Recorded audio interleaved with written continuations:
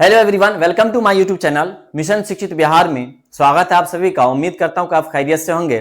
आज हम last question 7.1 का लेकर आए, क्वेश्चन नंबर 10। इसके बाद हम आपको होमवर्क भी देंगे, काफी अच्छा वैल्यूएबल क्वेश्चंस होगा होमवर्क में जो एग्जाम के लिए बेहतर होगा। तो आइए पहले हम क्वेश्चन नंबर 10 हल कर ले। क्वेश्चन नंबर 10 हमारा कहता है कि एक्स और वाई में एक ऐसा संबंध ज्ञात करें। एक्स और वाई में एक ऐसा संबंध ज्ञात कीजिए कि बिंदु इतना और इतना से समदूरस्थ है।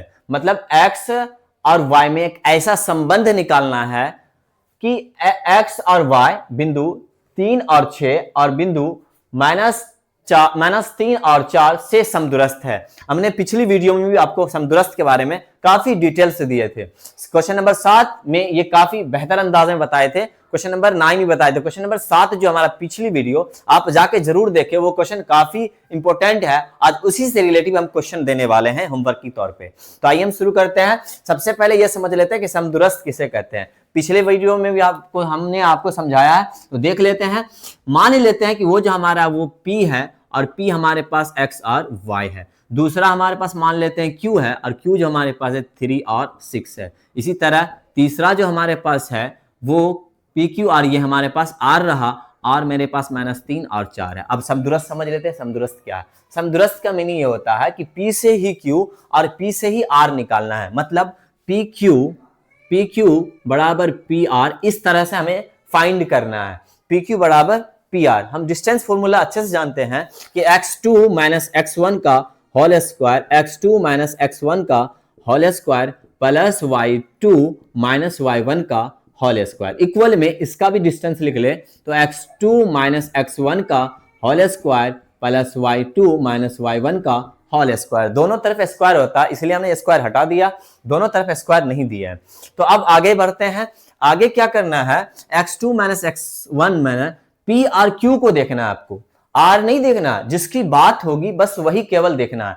पी क्यू में ये जो पहला हमारा है इसको x1 बोलते हैं, ये दूसरे को y1। इसी तरह और ये जो हमारे पास है ये x2 और ये y2 है।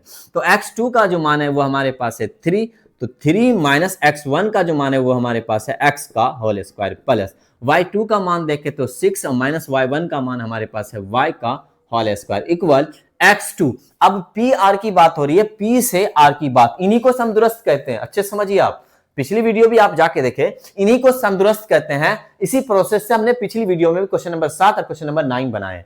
तो P से R, तो P से R की बात हो रही है तो x2 हमारे पास है -3 और -x1 हमारे पास है x, तो x का होल स्क्वायर। फिर से समझ ले आप, PQ में तो PQ का फॉर्मूला ये बना और ये उसकी डिस्टेंस हो, मतलब इन दोनों की बात हो रही थी प्रॉपर। अब बात हो रही है इन दोनों की, तो x1 y1 x2 y2, x2 का मान है -3 और x1 का मान हमारे पास है x, और प्लस देंगे, फिर लिखेंगे y2 का मान है 4 माइनस y1 का मान है हमारे पास y का होल स्क्वायर। आगे देख ले a माइनस बी का होल स्क्वायर, तो a square plus b square minus 2a का मान है 3 और b का मान हमारे पास है x, प्लस दिए a माइनस बी का होल स्क्वायर, तो a square plus b square -2, a का मान है 6, b का मान है y, बराबर दिए। अब बराबर में ये रह गया a माइनस बी का होल स्क्वायर। अगर ये माइनस मान लीजिए कि नहीं है, थोड़ी देर के लिए मान लेते हैं कि ये माइनस नहीं है मेरे पास, बाद में माइनस लगा देंगे, तो a माइनस बी का होल स्क्वायर जो है वो होगा a स्क्वायर प्लस में बी स्क्वायर और माइनस में x है हमारे पास, तो x बी स्क्वायर -2, a का मान है हमारे पास 3 और b का मान मेरे पास है x। अब वापस से माइनस लगा देते हैं। अब ये जहां -3 मिले वहां पे माइनस डाल देना है, जैसे यहां पे माइनस डाल देना और यहां भी माइनस रख देना है। अब आगे के देख ले, a माइनस बी का होल स्क्वायर फिर है, तो a माइनस बी का होल स्क्वायर मतलब 4 का whole square, a square plus b square और माइनस का 2ab, तो 2a का मान है 4 और b का मान है y। क्लियर यहां तक? आगे बढ़ते हैं, तो 3 का स्क्वायर होता है 9, x स्क्वायर हो जाता है -3 दूनी 6x प्लस में 6 का स्क्वायर 36 प्लस y स्क्वायर -6 दूनी 12y और बराबर में 3 का स्क्वायर 9 प्लस x स्क्वायर और माइनस माइनस प्लस 3 दूनी 6x और हमारे पास प्लस का 16, 4 का स्क्वायर और प्लस y का स्क्वायर y और -4 दूनी 8y। क्लियर यहां तक? आगे आगे बढ़ते हैं। तो आगे हमारे पास है ये एक्स स्क्वायर और ये एक्स स्क्वायर आपस में डिवाइड हो जाएगा। इक्वल में अगर आपको नेगेटिव या नेगेटिव रहे या पॉजिटिव हो तो आप उसको डिवाइड कर सकते हैं। जैसे एक्स स्क्वायर प्लस है, इधर भी एक्स स्क्वायर प्लस है तो हमने काट दिया, और वाई स्क्वायर यहां प्लस है और वाई स्क्वायर इधर भी प्लस है तो हमने इसको भी कर दिया। अब जो हमारे पास है ये प्लस का 9 है, तो ये प्लस का 9, ये प्लस का 9 भी कट गया है। अब हमारे पास बचा -6x प्लस 36 और माइनस का 12। तो लिख लेते हैं इसको, -6x है मेरे पास और माइनस का 12y है, प्लस में है 36। अब ये जो हमारे पास इक्वल में बचा है, इक्वल में हमारे पास है प्लस का 6x और प्लस का माइनस का हमारे पास है 8y। ये जो माइनस में 8y है पहले इनको लिख ले, और ये जो प्लस का बचा है 16 ये लिख लेते हैं। अब करना क्या है आपको, जैसे कि -6x है, क्लियर, -12y है, तो ये जो प्लस का है ना इधर ले आओ तो माइनस का 6x, ये भी माइनस का इधर ले आए तो प्लस का 8y। अब बराबर में हमारे पास है 16 और ये जो प्लस का है उधर गया तो हमारे पास माइनस का 36। अब आगे देख ले अगर इधर तो आगे हो जाएगा -6 -12y, कितना आ गया -12y, क्लियर।